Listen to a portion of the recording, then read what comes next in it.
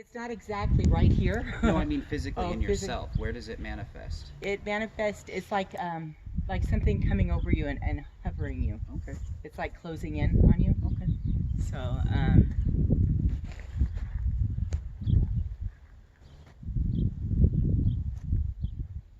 I'm feeling like an anxious feeling, like, and I don't know if it's coming from something back here around, Like but in your chest?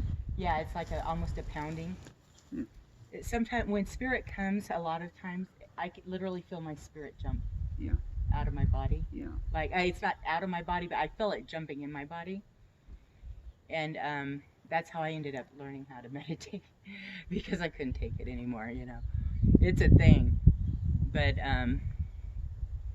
I feel some type of energy form around here, and it's not exactly right here in Larry's yard. It's something around, and I'm trying to figure out, like, where is it coming from? Like, is it coming from these mountain areas, or it's almost like a draining, like a Makes you feel a little exhausted. yeah. I'm almost in it, like I feel like a panic type of thing, but there's like no words for it. I don't know, because I don't know what it is, but I feel something that's not something I feel every day. I don't know if it's some type of wiring. It's something like some type of energy. I don't have any word. Oh, I'm like, I wonder if it's coming from something. It could be coming from that. I don't know what that is. What's that? The scars on the mouth. Oh, the transformer. That's a transformer. Oh, that's a lot of electrical energy. Yeah, and I don't know what it is, to but it, yeah. Yeah, that's a I feel transformer. like And then there's it's another one throwing over there. something out.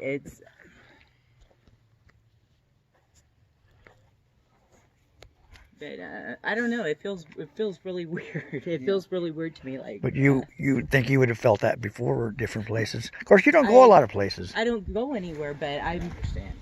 I know, like, okay, I don't know what it's called, but there's things like this. It's like, I don't know if it's Victorville. There's a whole bunch of, my husband told me what they were the other day, and I can't remember it. But they're these wire things, and they feed, I'm trying to think of the word, sorry. They're, there's a whole bunch of them, and, like, people, you should not live near them. You know what I'm talking about? Yeah. Well, it's basically only thing I can think of is a transformer. Yeah. Well, that transformer it's a storage and release electrical. Well, device. these ones I went by. Maybe it's towards the end of. It's between 395 and Hesperia. I don't know where we were, but we were over there, and I had to have him pull over because my whole body was shaking. It was like electrical things going in my head. Yeah. Oh, I think I know what you're talking about. There's like insulators sticking out like that, and there's wires going to them. Yeah, but these were all close because it does something, and I don't know. Out there, like 395, Adelanto, Hesperia, Phelan, the big power lines run through there. Yeah, and they just really mess with me. Let me tell you. Yeah, it's electromagnetic interference. Well, like television then. Yeah. Sort of like, because you say you don't really you don't watch television because of the frequency of it. Anxiety. Well, the old TVs were the worst for it. And I can't. Once in a while I'll watch a movie now, like I'll watch something on Netflix, but I may not watch another one for a couple of months. But I do turn my TV on because I do my meditations, and I listen to meditation music. We don't even have white noise anymore. Technology has changed. We don't have white noise, and white noise is just manifested energy. Really, it's just dead energy. Strange thing. Are you ready to move on? Yeah. You think? Yeah. You don't know. You don't know. Okay, we're gonna walk into Mama's trailer here and see if she's home.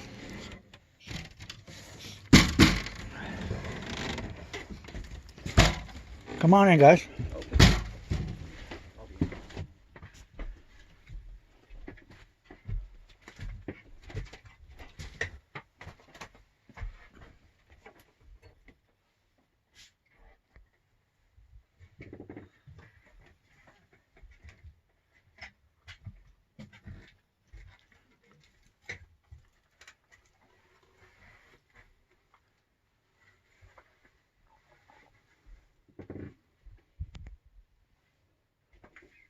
I feel something here, but I don't think it's like she, she doesn't live here really, but she does come to visit you. So we're here, and I was trying to feel her clothes to see if I could pick up anything from her, her energy and stuff, and Yeah, I come up here and I sit and I fool around on my phone and I talk to her. That's healthy.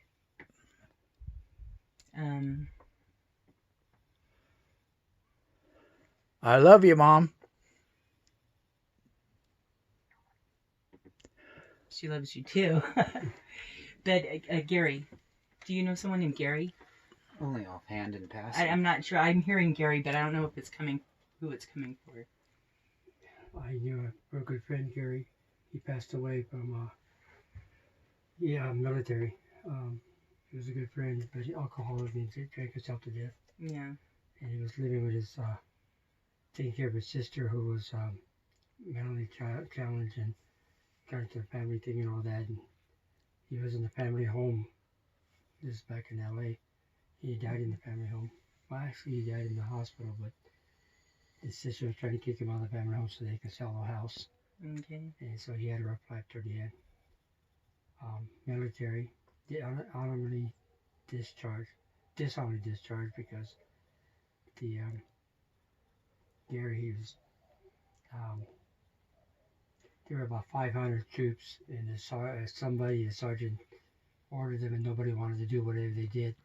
And the sergeant picked up a gun and said, "We're all doing this," and Gary shot the sergeant in his foot. So he was dishonorably discharged. So there is there is someone named Gary here with. I'm not sure that that's him, but there's someone named Gary here. Beardsley. Okay. And Beardsley, Gary Beardsley. He would have been about 55 when he died. 55, 60. Okay. White guy, beard.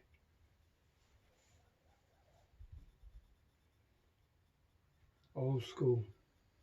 Did he call you Frankie? Yep. Okay. He said to say hi to Frankie. Frankie. We would sit there. Frankie. We would sit there and talk for hours and hours of politics and stuff. Get drunk together. Where he lived around the corner, and I'd be stinking drunk, and I walk him halfway. We both, and then I watch him as he turned the corner because I was so drunk I had to come back to my house. It's the only guy I ever drank with. Gary Beardsley. Did he wear a greenish dark? Maybe it's greenish olive green. Service suit. I don't know what service he was in. He was Army. Army. Okay. Yeah, he called himself a dog face. I see 3 stripes. There's something that has 3 stripes. That's probably the sergeant that he shot. Huh? It's probably the sergeant that he shot. Oh. That's a sergeant? Yeah. And the thing is when the MPs came, he tells me the story when the MPs came, they looked at everybody and told the sergeant, "It's your problem, not ours." They left. That was one of his favorite stories. This was the Vietnam War that we're talking about.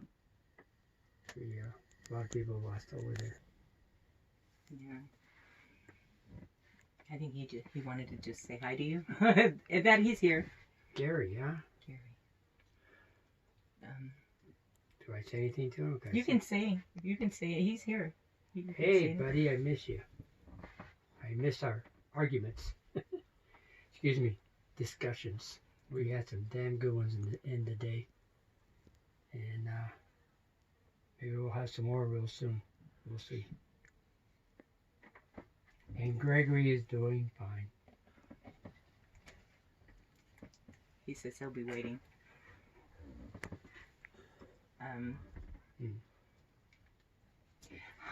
I'm starting to wonder, like, if that maybe I'm getting interference from that thing. You know what I mean? Maybe it's charging me. I don't know what you want to call, but I'm picking up more stuff in here.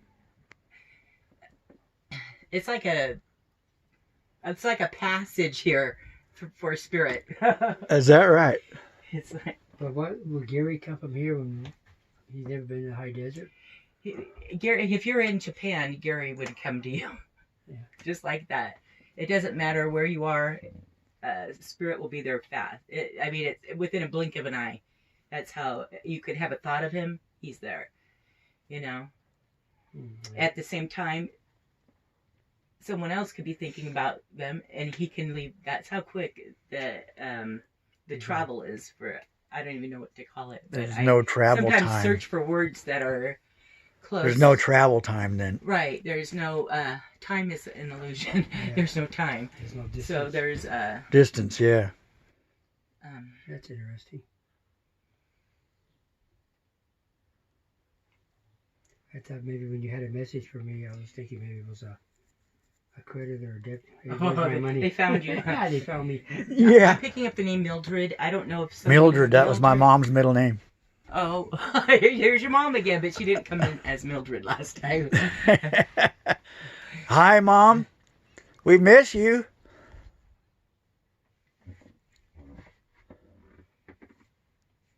We miss you. I love you. She's still talking about something you didn't do. There's something you didn't finish. She's waiting. That's Larry. Yeah, that's me, all right. There's something. Well, I've put her ramp back, but I don't have the wheels back on the trailer yet. Probably looking at your garage. Maybe that's it.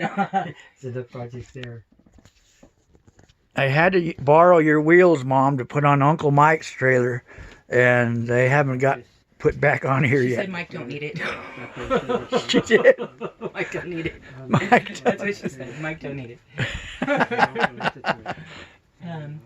That's great. There's more people here. They're just not coming forward. There's a man sitting here with a.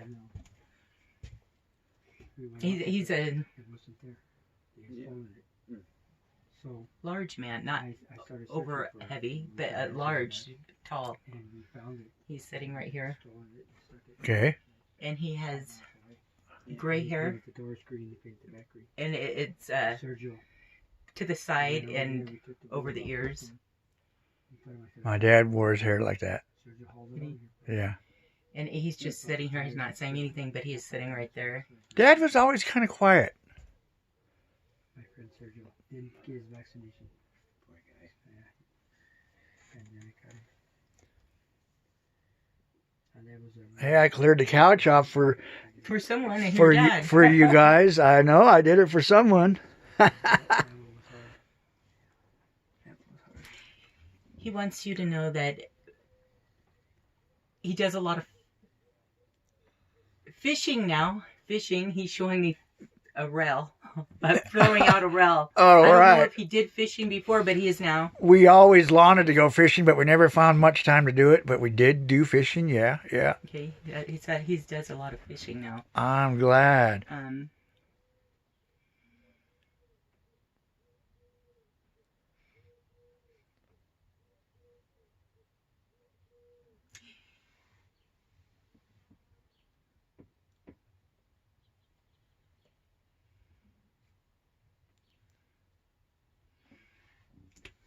Frank, your mom is coming through. my mother.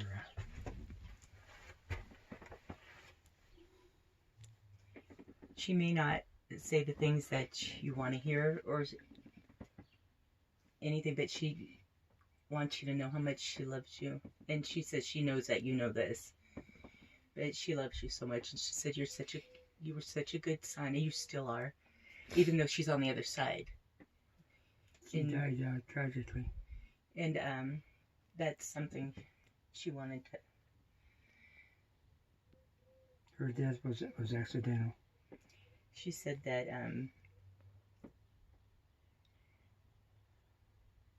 she said she wants you. This is hard, okay? I know this is hard. She wants you to forgive, but not for them, but for you, because you're gonna need that on the other side to learn to let go of that. But she said that she understands how you feel.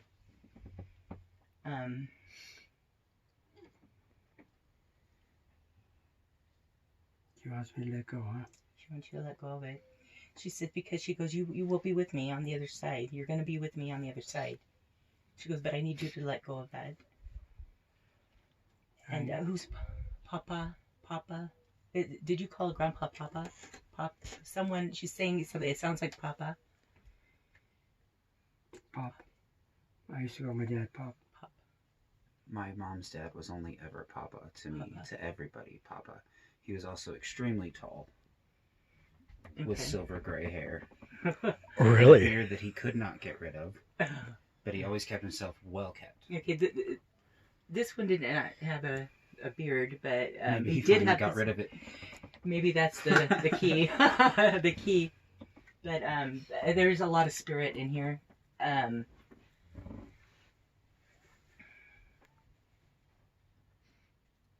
My mom's side of the family are very, very religious to the point where they developed churches.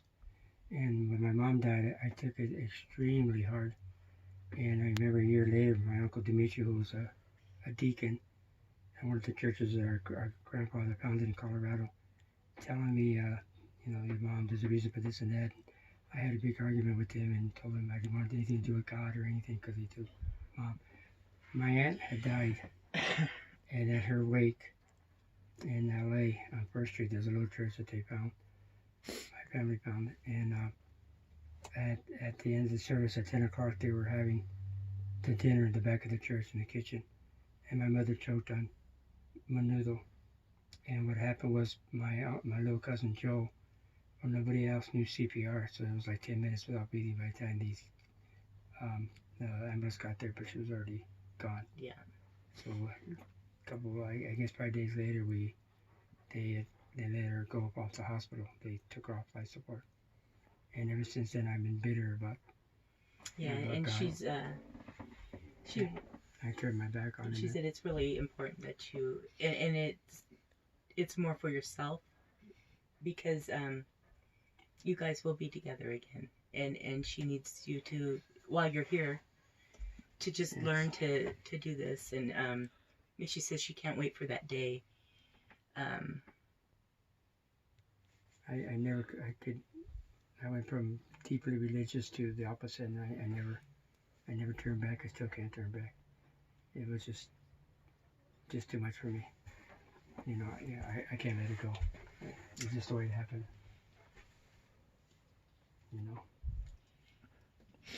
At some point it will, though, even though you don't know. You feel like that now, but I'm still bitter. she knows this. Even to the point where we buried her at Rose Hill, they had to pull me away from the grave because I'm still bitter. I'm still bitter about it. And I don't see no reason why they should have taken such a wonderful woman. Yeah. But it's just who I am. I can't let it go. Tried, but How old was she? my mom was only 53. Oh, wow. And she was the type of lady that when she walked into a room, or we would put our money together and send her to Denver, all the other relatives would fight in a loving way to see who got to keep her for the night. Oh. Very gentle, wonderful woman. She's the one talking about the beer junk. Oh yeah.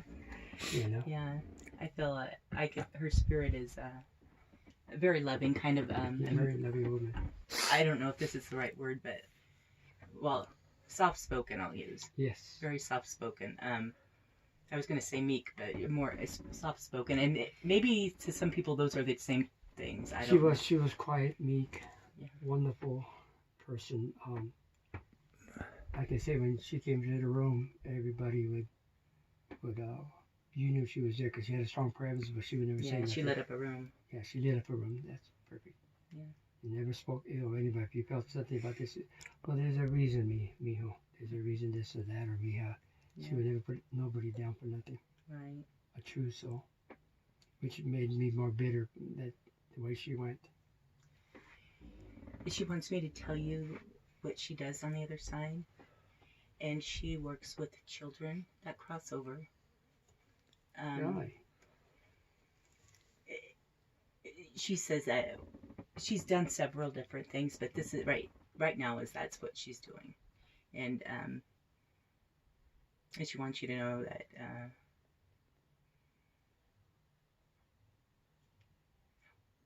I'm trying to figure out how to say this. She wants you to know that she wants you to know that she has been with you through all of your struggles, through deep, I don't know if you suffered from depression, but in the sad moments, she says she's been there with you, and she's going to continue to be there with you. And she said you will feel her. You'll feel her. There's going to be something, it's something that flies, and it's not a bird, so I'm going to say it's going to be butterflies or ladybugs. Something, but it's going to be unusual places where you're going to know, yeah, okay, there it is, you know. She said she's put out so many signs before. I don't know if you noticed. I probably never was looking. And she's right about the depressions and all that. Yeah. You know. But it is what it is, you know, and I won't let go. Yeah. As you can tell, I'm pretty adamant about that. I understand that. I understand that. And I think she understands that too, but she just wants you to let go. To let go. She wants you to work on it. Okay. And she said working on it is going to be good enough. Work on it. That's what she said. You can do that, huh? Honestly, Larry, no. No. I'm very bitter about the way she died. You know. I wanted to thank Spirit for coming.